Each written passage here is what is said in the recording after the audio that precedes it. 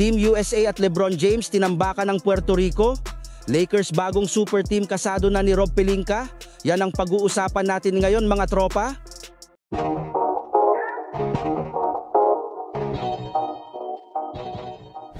Kanina nga mga tropa ay naganap na ang laban ng Puerto Rico at Team USA.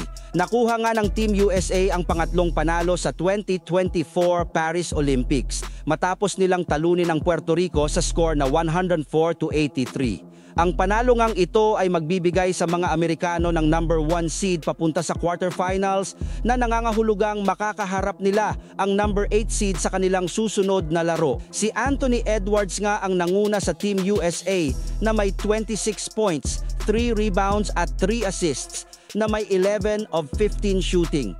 Joel Embiid na gumawa din ng 15 points at 3 rebounds. Kevin Durant na may 11 points, 4 rebounds and 3 assists.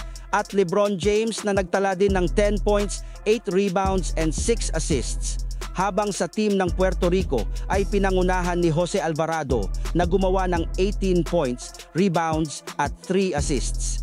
5 players nga ang umiskor ng double figures sa team ng USA matapos maghabol ang mga ito sa Puerto Rico noong ikalawang quarter.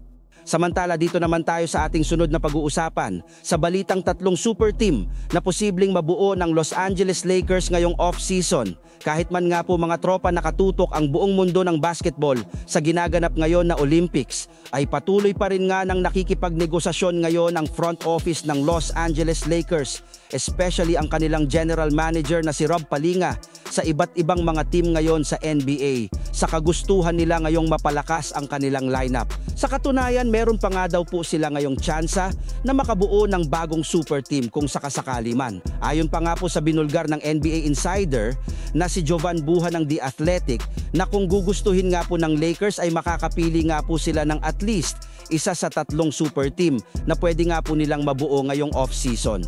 Unang super team nga po na magagawa nila ay kung sakali man makuha nila si Lauri Markkanen na nagtatala ng 23.2 points sa team ng Utah Jazz. Pangalawa naman ay kung masungkit nga po nila si Jerami Grant na nag-average ng 21 points sa Portland Trail Blazers. Habang ang pangatlo naman ay kung magagawa nga po nilang makuha si Cam Johnson na nag-average ng 13.4 points sa team ng Brooklyn Nets. Pero syempre bago pa man nga po nilang mabuo ang isa sa tatlong super team na ito ay kailangan muna nga po nilang isakripisyo ang kanilang mga future first round picks.